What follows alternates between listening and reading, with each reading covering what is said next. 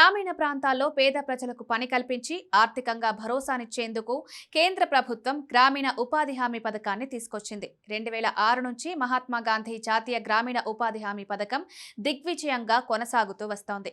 ఈ పథకం కింద పేదలకు 100 రోజుల పని దొరుకుతుంది. ఇటీవల కేంద్ర ప్రభుత్వం తెలంగాణ, ఏపీలో ఉపాధి కూలీని 300 నుంచి 307 రూపాయలకు పెంచిన విషయం తెలిసిందే. దీంతో తెలంగాణ వ్యాప్తంగా కొత్త కూలీ రేట్లు ఏప్రిల్ 1 నుంచి అమల్లోకి వచ్చాయి. తాజాగా మరో కీలక నిర్ణయం తీసుకుంది కేంద్ర ప్రభుత్వం. గ్రామీణ ప్రాంతాల్లో కరువు పనికి వెళ్లే కూలీలకు గుడ్ న్యూస్ తెలిపింది. ఇప్పటికే కూలీ రేట్లను పెంచిన ప్రభుత్వం తాజాగా మరో కీలక నిర్ణయం తీసుకుంది.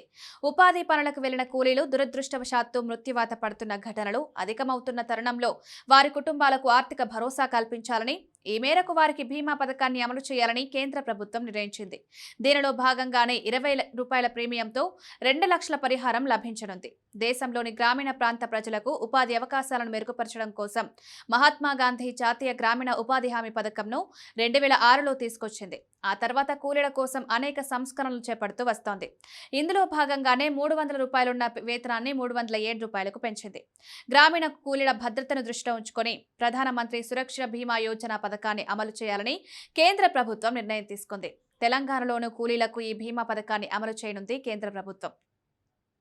ఈ పథకం కింద కేవలం 20 రూపాయల వార్షిక ప్రీమియంతో నమోదు చేసుకున్న కూలీలు ప్రమాదవశాత్తు మరణించినా లేదా అంగవైకల్యమైన 2 లక్షల రూపాయల నష్టపరిహారం, పాక్షికంగా అంగవైకల్యం కలిగితే 1 లక్ష రూపాయల పరిహారం వస్తుంది. ఈ మేరకు ఈ పథకంలో కూలీల పేర్లను నమోదు చేయాలని తెలంగాణ ప్రభుత్వం అన్ని జిల్లాల కలెక్టర్లకు మార్గదర్శకాలు జారీ చేసింది.